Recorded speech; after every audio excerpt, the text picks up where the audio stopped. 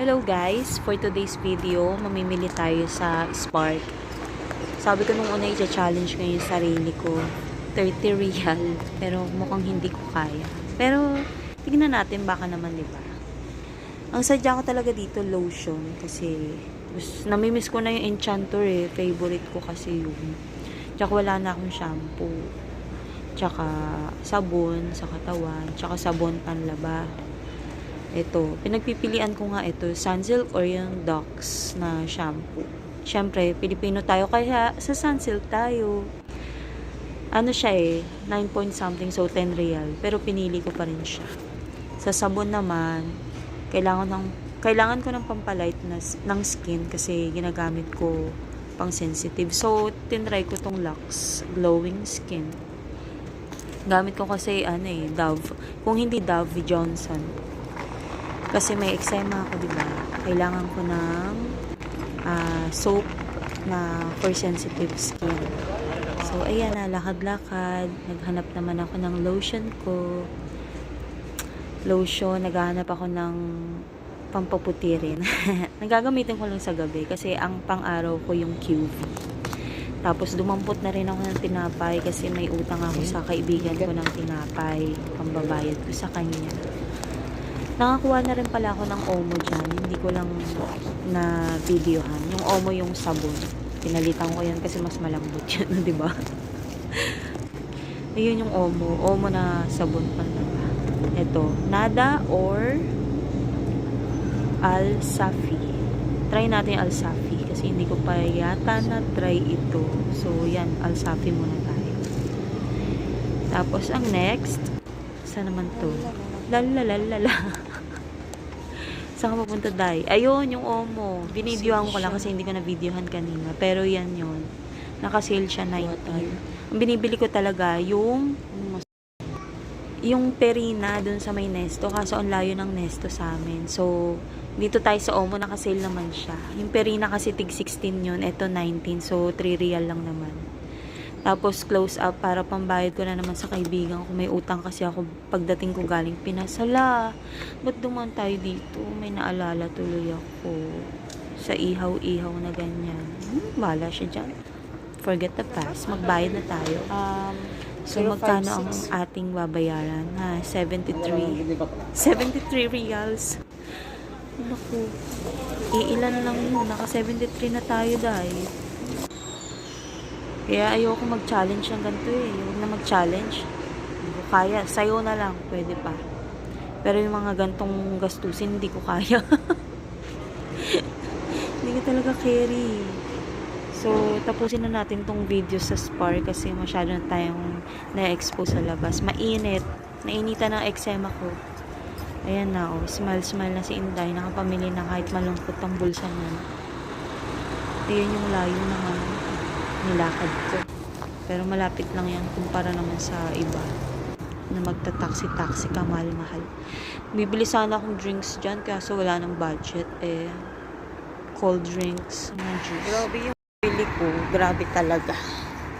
Naka 73 point something na ako.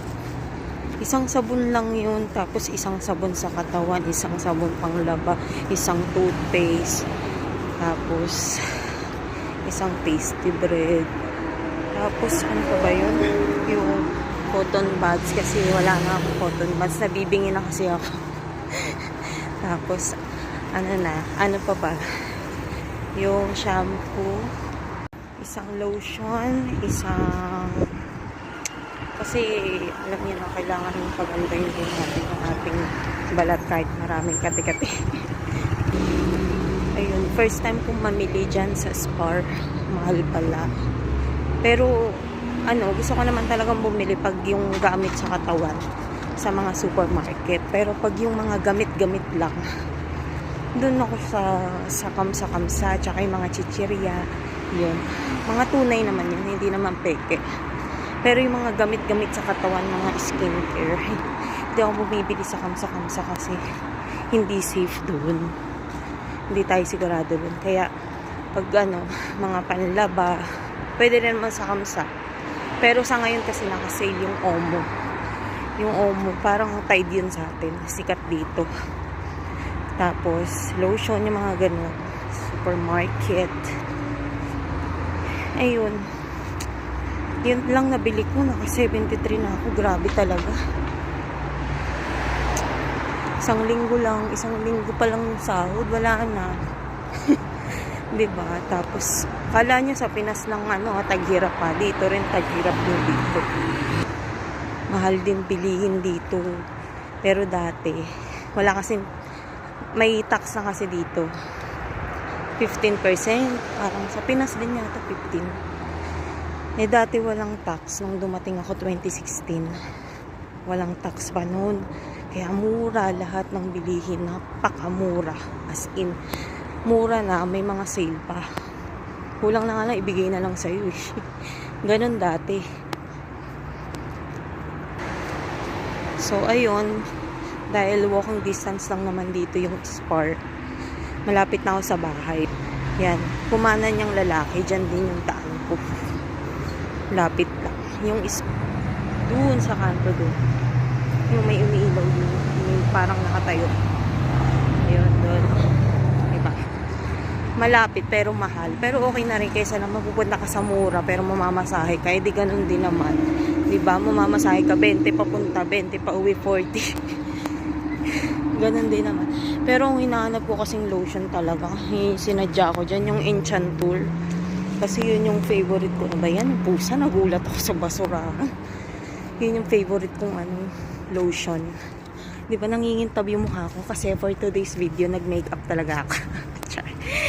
Tapos nag-spray ako sa mukha ng mist kasi kailangan yun dahil tag-init dito. 43 degrees ngayon dito sa Saudi, sa Riyadh. Ewan ko lang sa ibang part. Kung hindi ako nag-spray ng face mist, ay nako, dry na yung mukha ko. May eczema na nga ako. Pati ba naman mukha ko dry, diba? Di bali ng kamay lang ang tuyot. Wala na kasi nahawakan na basa HR. Ay, naku, nangangawit na ako Dito na ako. Sa pakanan. Ay! Putik na yan. O, diba? Maliit na park dito. Pag taglamig, maganda tumambay dyan kasi may duyan-duyan. Bahay namin dyan, yung sa may kotseng yan. Sa harap niyang kotse. Iyon. So, dito na ako sa aming Kanda. Na. Naku, lahat ng kinain ko nadurog na sa tiyan ko. Nagugutom na naman ako. Mag-aano na lang ako. Oatmeal. Healthy living kunyari. Pero mamaya lamon. Ito na yung bahay. Ito yung bahay namin. Kung gusto yung mangidnap dito kami nakatira. Charot lang. Ba't may kalat dito? Ay, nakalimutan ko yung basura ko na. Diba, may picture pa yung anak ko tsaka ako. Tsaka to. Before and after yan. Maya na nga papakita. Buksan muna natin yung gate. Mamaya may umablot sa atin dito sa labas. Baligtad yung dito. Pagbukas ng pinto. Pakanan.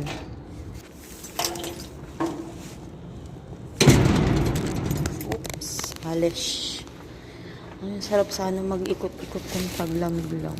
Kaya lang tag-init na yun naku, habang naggagala ka na nag-iinit din yung ulo mo. Kaya hintayin na lang natin yung winter. Kasi dalawa lang naman ang season dito. Tag-init at tag-araw. Yung taglamig yung winter. Yun yung favorite ni Jessie Ril. Yung kaklase ko. Kaklase ko nung high school. Nag-Saudi siya. Pagdating dito, nagkasakit siya. Diba? 1 month lang dito sa Saudi. Nag-tour dito yun Ay, shout out Jessie Ril. Dito pa yung bako. Nagpauso kasi. Kasi yung mga makukulit dito. Yung hindi na nakikita. Kailangan friendly tayo sa kanila.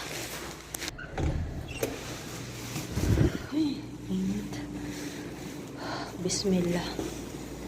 Yun yung turo sa akin ng ex ko. Pagpapasok ka sa pinto, magsasalita ka ng Bismillah. 'Di ba kita ang dryness ng mukha? Kung walang ano, kung walang mist, face mist. Ay naku, dry na dry talaga siya. Ay naku, napagod ako. Ito na yung mga pinamili ko. So, ayan na nga yung mga napamili ko, di ba? Yan yung Omo na sinasabi ko. Liquid detergent kasi mas gusto ko. Mas tipid siya kasi nagagamit ko siya ng 2 to 3 months. Yan. Kasi mas tipid, makokontrol mo yung magagamit mong sabon dyan.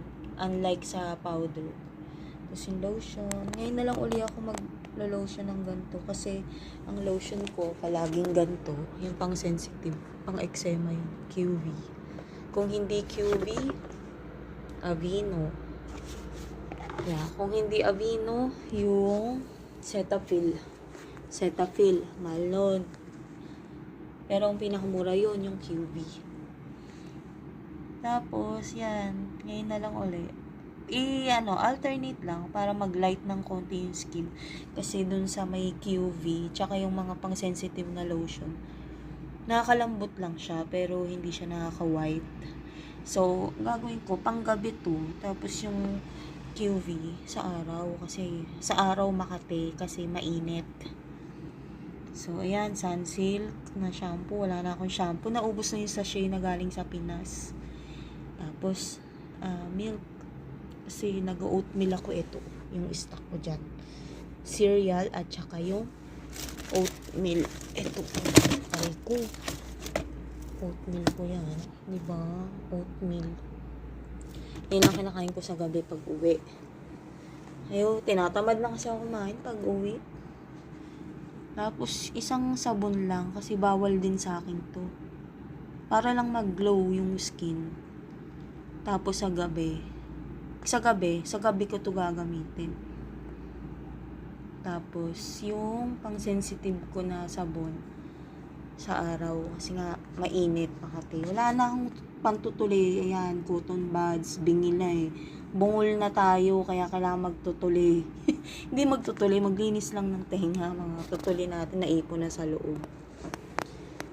So, ayun, pinagod ko yung sarili ko dyan. Ano yan? 73. May tinapay, diba? Yung tinapay, tsaka yung toothpaste. Hindi na natin isasama sa 73. 73. So, minus 10. 63 lahat. Yun kasi pinambayad ko sa kaibigan ko. Nang hiram akong tinapay. At tsaka ng toothpaste. Ayun na. Yun lang yung napamili ko. Challenge ko yung sarili ko. Sabi ko, mag-challenge nga ako, 30 real. 30 real challenge. Putik, naging 73. Ayoko na ng mga challenge na ganyang gastos kasi hindi ko makontrol. Pag may nakikita ako na, ay, mas maganda to, maganda to. Huwag na i-challenge sa pera-pera kasi hindi ka naman marunong eh. Hindi ka marunong magtipid, Trixie. Kahit anong gawin mong tipid, wala talaga. Ang challenge mo na ng TikTok ka na lang. Sayo-sayo pwede pa. Huwag ka nang mag-challenge ng pera-pera kasi hindi mo kaya yan. So, ayun na nga. Sige na, babay na. Hindi ko alam kung may kwenta ba yung ginawa ko ngayong gabing to. Hindi ko alam kung matutuwa ba ako kasi wala na akong pera. Niisip ko yung next week na naman. Bibili na naman ako para sa week na to eh. Siguro next week, biskwit na lang. Sige na, babay na.